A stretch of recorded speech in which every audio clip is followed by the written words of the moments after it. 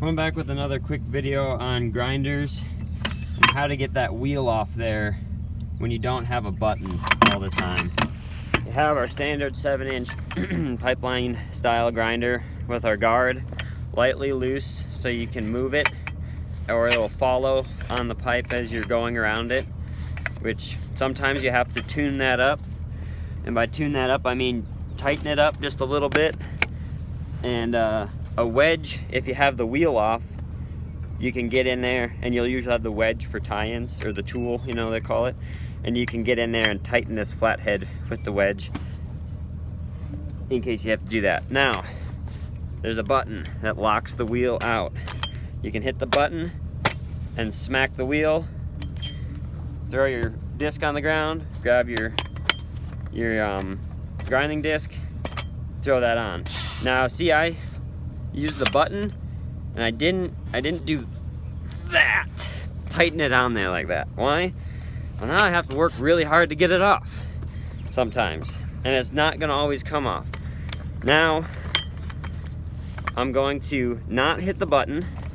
I'm gonna take the disc, whatever I'm using, grinding wheel in this case, and I'm going to spin it on there like that, and I'm just gonna wait until it bottoms out on the threads. Now I'm gonna grind. That's as tight as it needs to be. It won't fly off and kill you. Hasn't killed me yet, hasn't killed a lot of guys yet. So now, because I didn't jam it on there with the button, if this button pops out or falls out, and they do, you can spin the wheel up like that and smack it down. Put your new wheel on, spin that on, use it, give it some upward pressure, smack it with your hand, karate chop it. We call that double slapping. So with the grinder in this orientation, spin it towards you and smack it down. Now, my helper Shay, that's never done this before, is gonna see how good he is at it. You gotta press, you don't have to press the button. Nope. All right, I'll get you here. This is Shay's first day with me. First day helping, and has never helped before. Okay, so you wanna, which way is it to tighten it? This way? It's, yeah, so you need to spin it.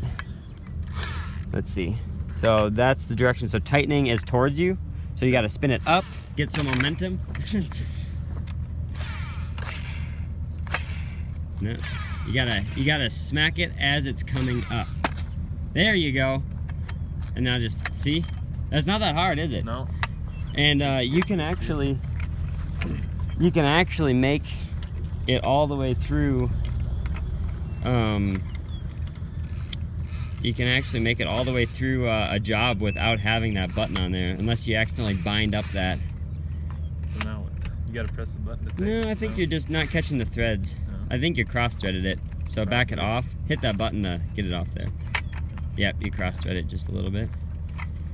So now you're not pressing the button right now, right? No. Okay, because you don't want to like lock it on super hard.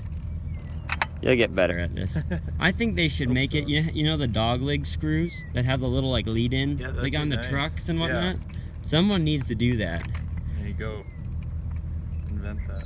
I was gonna call DeWalt. There you go. Struggle bus here. I think it's still cross over. There we go. There you go. Now it's on there? There we go. You'll get a rhythm. Yeah. And it's kind of awkward how you're holding it, but Yeah. you know, you'll figure out how you do that. And if you're a jam up helper, you can make a job without a grinder button, and those things pop out. Like, I'll show you guys, I actually have one. But now if it does pop out, here, take that wheel off, just throw it on the ground. Pick up a 3, which is the big guy. That's a 5. There you go. Nope, you need to hold that. So now if you take the bare end of a 3, and if this button is missing, jam it in there, hold that, you know, down in there, and then smack your wheel to get it off, okay? And that'll help you. And now if it bends over a 3/16, if it bends over the 3/16, move to the next best object you have, which is, where's our file right now? Oh, we were tuning up the wheel over there. If If you have a welder with painted lids, avoid setting stuff on his painted lids. I'm now that guy. Mistake. Okay, so now use the tang of the file, which is hardened tool steel, instead in that grinder with the button missing. I'll demonstrate that. Okay, this grinder does not have the button in it. This one doesn't like the double slap. I don't know if the threads got messed up.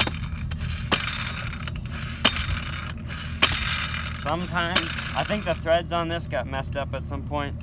So that's why I don't use this one. It's just a pain.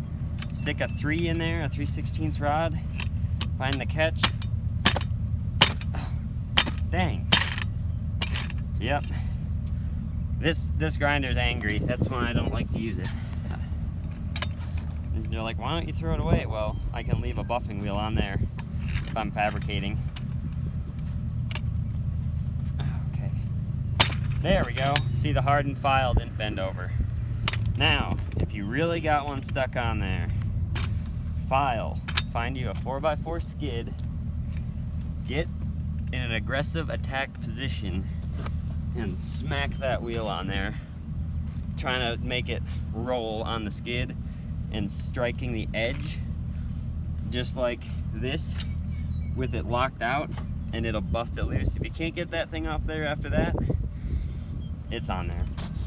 So you can do that with the button too. If it jams in there, say you didn't put the grinding disc in, if you just barely thread on a grinding disc, right, and you hit the trigger, it's gonna accelerate those threads, it's gonna tighten that thing, and this thing is gonna go whop, and you're gonna hear it slam on there.